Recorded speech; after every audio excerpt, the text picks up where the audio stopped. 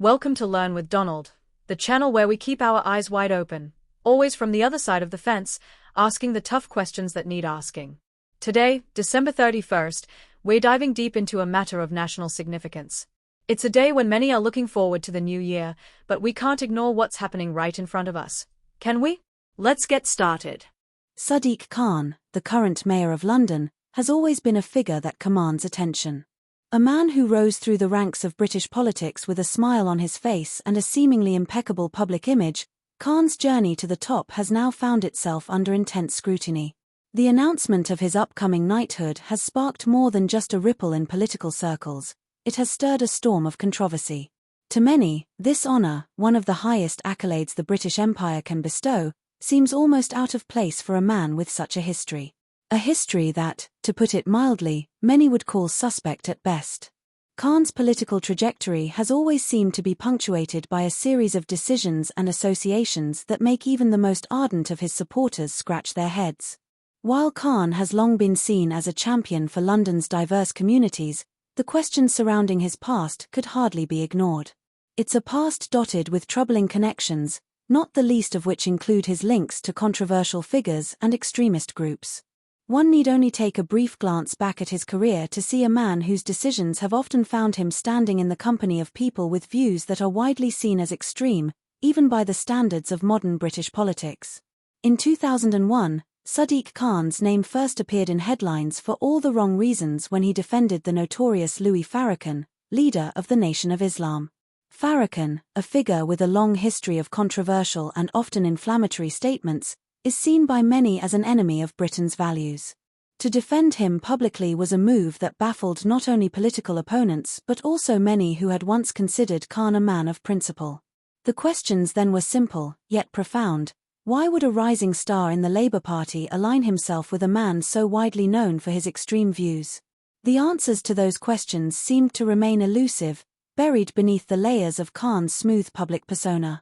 But it wasn't just Farrakhan that Khan had supported over the years.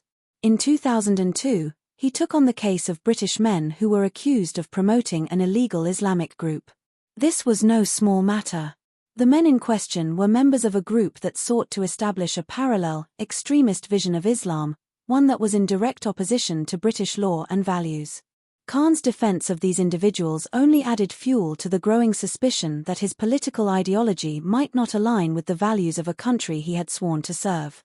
At this point, one could almost imagine the quiet murmurings that filled the backrooms of Westminster as those who once viewed Khan as a champion of multiculturalism began to reassess their stance.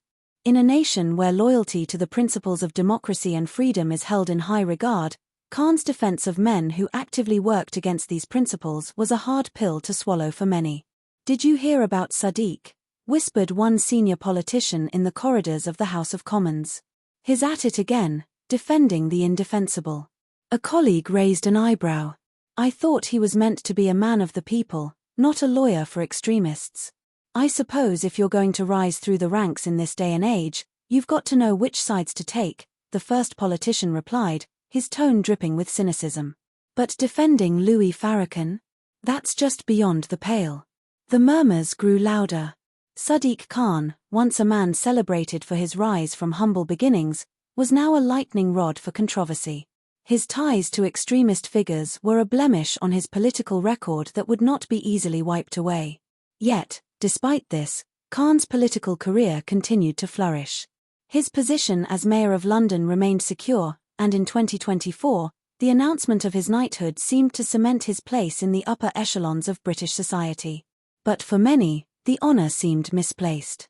How could a man who had repeatedly defended figures with extreme and dangerous views be trusted with one of the highest honors in the British Empire? It seemed anathema to the values that the knighthood was meant to represent. Some wondered if the award was a reflection of Britain's changing political landscape, a landscape where ideals were increasingly shaped not by traditional values, but by the shifting tides of political correctness and multiculturalism. Well, muttered one Conservative MP as he flicked through the latest news on his phone. It seems the mayor's finally got the recognition he's longed for. But not everyone's clapping, are they? A younger colleague sitting across the table scoffed. "Don't be ridiculous. People love Khan. He's a trailblazer, A man of the future. He's done wonders for London's diversity.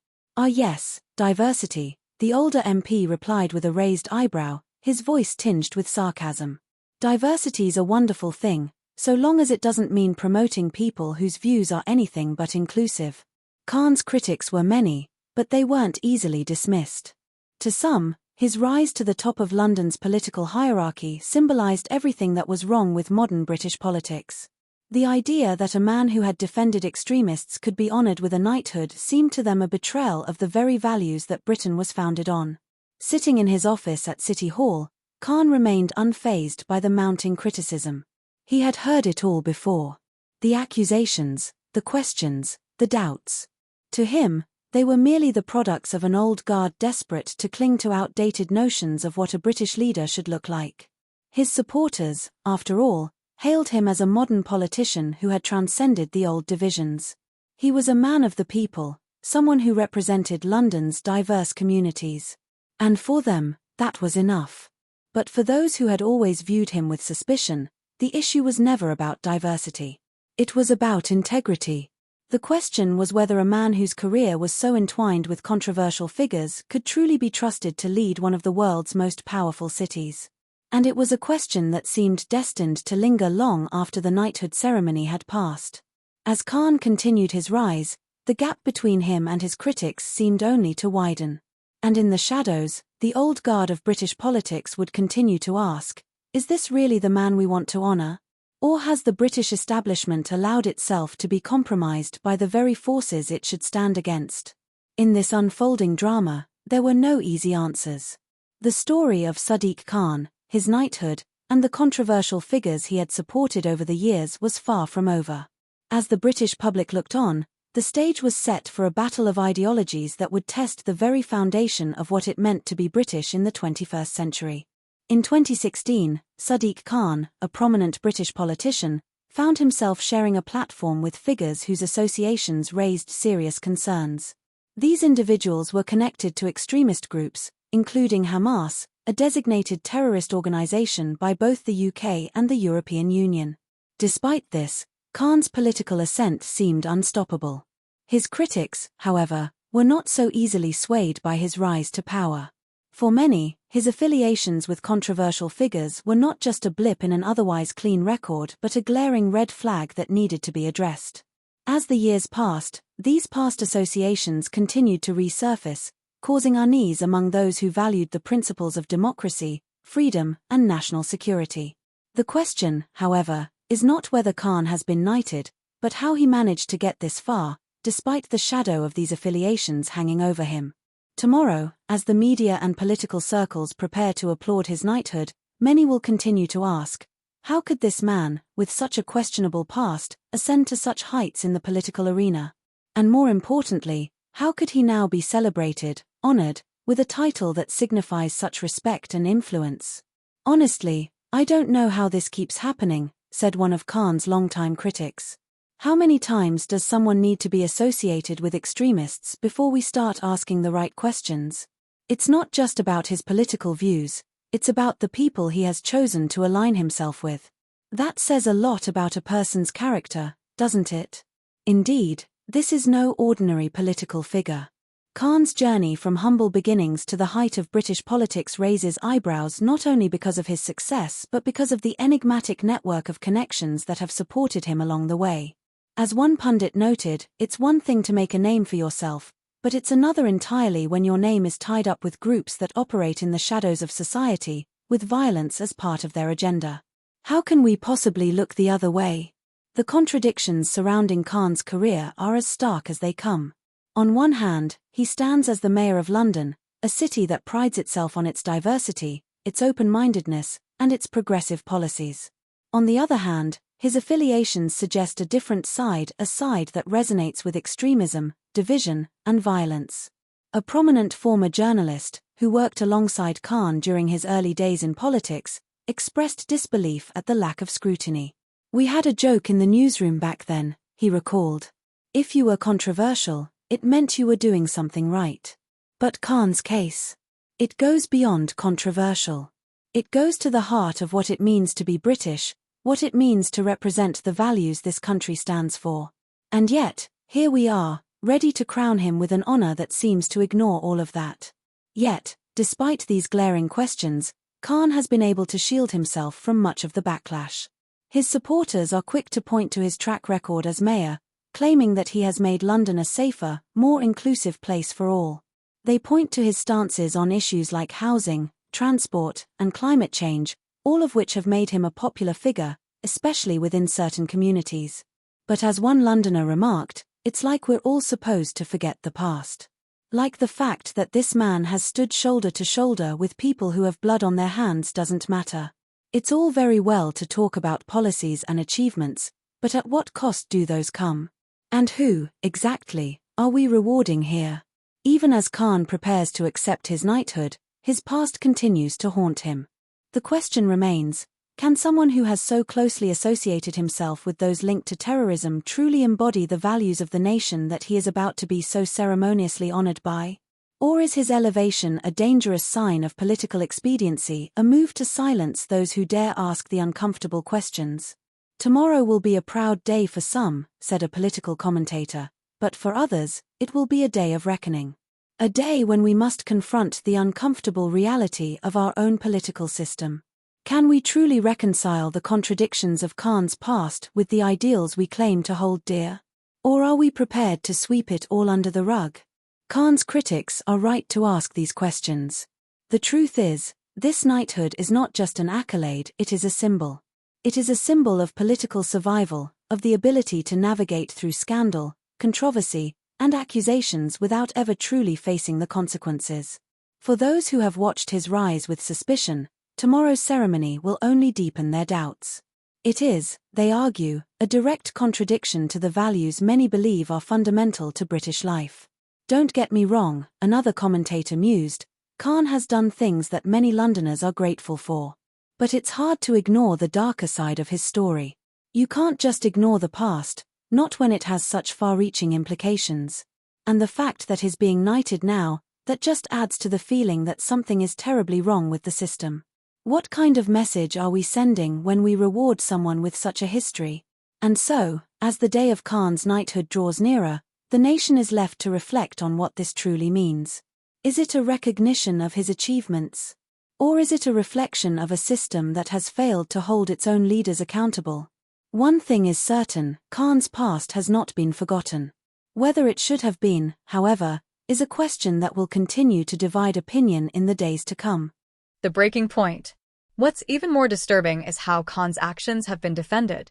At times, he has argued that there is no evidence against those he defends, even when it's clear that these individuals have ties to terrorism. In the case of 3 British men charged in Egypt, Khan claimed that their confessions were obtained under duress. He continued to push for their release, ignoring the gravity of the charges and the damage done by such individuals to the safety of nations worldwide. In the heart of London, the media frenzy over the case of the 3 British men charged in Egypt had reached its peak. The story had dominated the headlines for days, with reports detailing the grisly accusations against the men, links to terrorist organizations, plans to carry out attacks on Western targets, and the confessions made under what Egyptian authorities claimed were legitimate conditions. But it was Khan's reaction to the entire affair that was raising eyebrows. Khan, ever the controversial lawyer, stood firm in his defense. At a press conference, surrounded by a flurry of microphones, he was questioned by reporters eager to hear his stance on the situation. His words, carefully chosen, echoed with a level of certainty that left little room for doubt. There is no evidence, as of now, that can conclusively tie these men to terrorism, Khan stated, his voice unwavering. We cannot condemn people on the basis of mere suspicion or coerced confessions. Our justice system must be based on facts, not on fear. A seasoned journalist from The Guardian, known for his biting critiques of Khan's defense strategies, stood up and fired back. Khan, with all due respect, you're not denying that these men were caught red-handed with bomb-making materials, are you? You're not denying that they were allegedly planning to target innocent civilians? What more evidence do you need? Khan remained unfazed. I'm saying, quite clearly, that these confessions were extracted under duress. Coercion does not create justice, Mr. Pritchard. The accusations are one thing, but the proof must be concrete. This is not about public opinion or sensational headlines. This is about upholding the principles of our legal system. Pritchard, always quick to challenge, leaned in, his tone sharp, almost mocking. Your principles are admirable, Khan, but at what point does blind defense become complicit in endangering lives? At what point do we stop shielding those who seek to do us harm?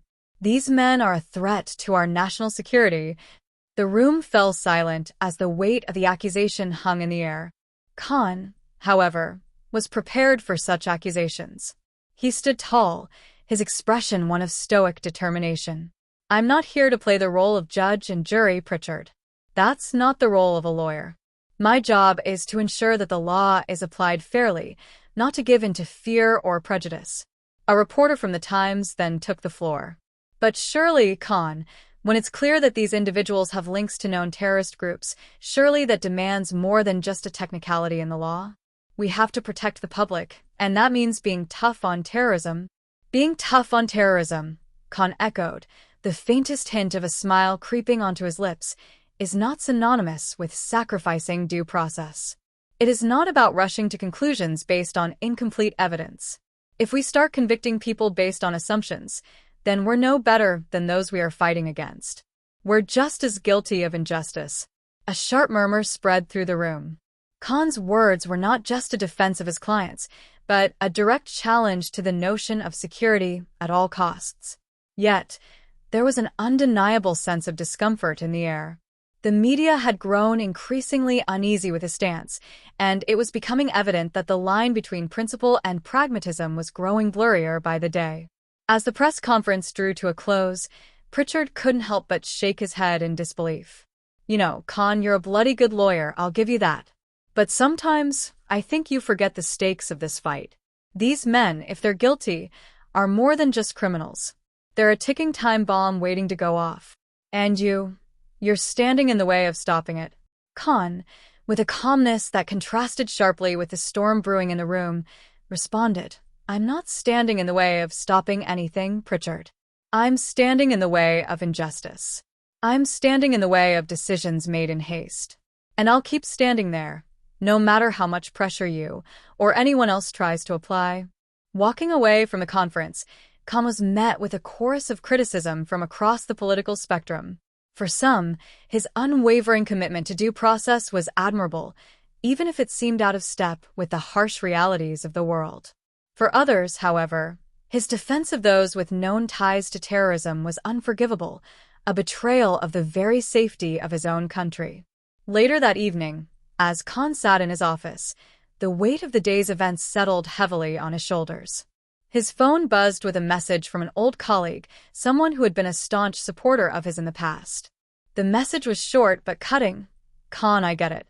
But you can't keep playing this game. There's a point where your principles stop making sense. I hope you realize that before it's too late. Khan stared at the message for a long time before setting the phone down. He had heard similar sentiments from many in recent days, but he knew where he stood. He had always believed that the law was a shield, not a sword. He had always believed that, even in the face of terrorism, the rule of law had to remain intact, or else everything they were fighting for would be lost. In the end, Khan's refusal to bend to public pressure wasn't just a matter of legal principle, it was a matter of personal belief. And whether the world agreed with him or not, he would continue to fight for what he saw as justice, no matter how unpopular it made him. His critics could call him naive, but for Khan, there was no other path to walk. The stakes had always been high, but his commitment to defending the principles of law and justice would never waver, no matter how fierce the storm became. In the wake of the controversial decision, the nation stands at a precipice, with its eyes fixed squarely on a moment that will define the political landscape for years to come. Khan, a man whose past is filled with shades of grey, now stands on the brink of receiving a knighthood, an honour traditionally reserved for those who have given of themselves to serve Britain with distinction. This development, for many, seems less like an honour and more like a betrayal. There are murmurs of disbelief in the corridors of Westminster, whispers in local pubs, and heated debates across social media platforms. How could this be? How could someone with such a tumultuous history be rewarded with the highest symbol of British respect and recognition? As the news spreads, the reactions come thick and fast. At the heart of this storm is the question of what it means to serve Britain and uphold the values that have long been the bedrock of the nation. For some, Khan's actions, his alliances, his questionable choices in the past, seem like an affront to the very notion of duty and service. It is as if the very institution of knighthood is being mocked, its sacred history tarnished by the awarding of this honor to someone who has been seen by many as an outsider, someone whose actions have not aligned with the ideals of sacrifice and service that knighthood is meant to represent.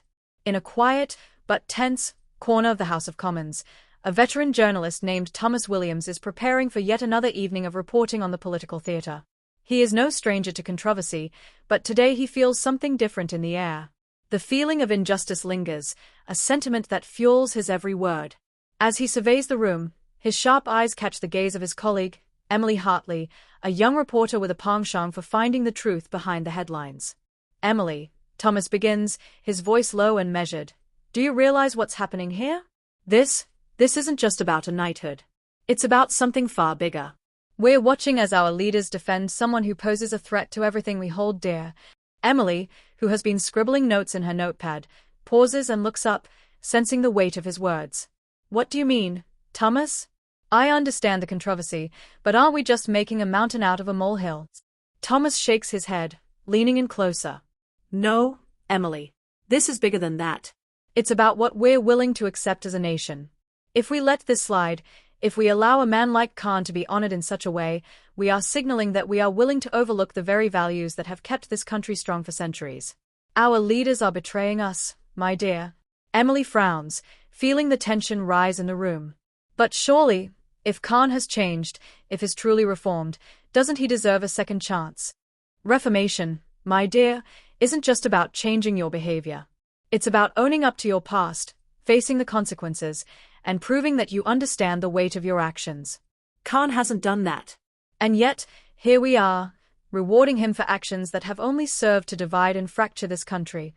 Thomas' voice grows more passionate, his frustration bubbling to the surface.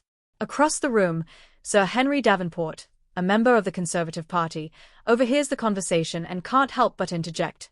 Thomas, you're being far too harsh, Sir Henry says with a smooth, almost patronizing tone. We can't live in the past forever. People change.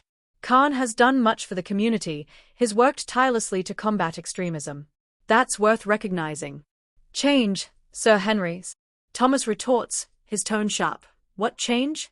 Are we really going to sit here and pretend that a few public speeches about combating extremism are enough to erase the damage he has done? The alliances he has formed, the rhetoric he has espoused, those aren't things you just forget. And to reward him now, when the nation is on the brink of crisis, is nothing short of reckless.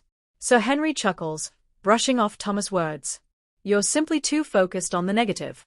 Perhaps it's time for you to see the bigger picture. Khan has made amends. You can't deny that. But I can, Thomas shoots back, because there's no real evidence of him truly understanding the depth of his mistakes. We're supposed to be a country that values accountability, that believes in personal responsibility. And yet, here we are, handing out honors like they are nothing more than trinkets. Emily, still caught between the two, looks down at her notes, her mind racing. But isn't there something to be said for offering a chance at redemption? A second chance. Of course, there is, Thomas agrees, his voice softening slightly. But a second chance is earned, not handed out as a token of convenience. Redemption requires more than just words. It requires action. And Khan's actions, up to this point, don't demonstrate that he fully understands the consequences of his past. As the debate rages on, the nation watches with bated breath. The decision to award Khan a knighthood is not just about one man, it is a statement about the direction in which Britain is headed. Will we, as a people, continue to hold our leaders to account for their actions, or will we allow them to undermine the very values that have made this country great? The stakes are high, and the consequences are far-reaching. In the quiet of the evening, Thomas looks out over the bustling streets of London, lost in thought. The city, with its centuries of history, seems to stand in stark contrast to the political chaos unfolding in the halls of power. He knows that the fight isn't over, that it has only just begun. As a journalist, it is his duty to remain vigilant, to keep asking the hard questions, to hold those in power accountable. The question now is, What are we as a nation prepared to do? Will we stand by and let this slip into the shadows, or will we raise our voices and demand the answers we deserve? Time will tell. But for now, one thing is certain. The fight for Britain's soul is far from over. And it is a fight that will shape the future for generations to come. For Thomas and many others like him, this isn't just about Khan. It's about the very heart of the nation. The honor of a knighthood should not be a political pawn, a means to appease the powerful or the influential. It should be a reflection of true service, of sacrifice, and of an unwavering commitment to the values that make Britain what it is. And as the night falls over London, Thomas knows that the battle is far from won. The people of Britain will decide what they are willing to accept and whether they will allow the integrity of their nation to be compromised in the name of political convenience. For now, the questions remain unanswered, but the people will not stay silent for long. The future of Britain and the legacy of its honors hangs in the balance. And as always, it is the duty of the press and of the people to ensure that the truth is never silenced.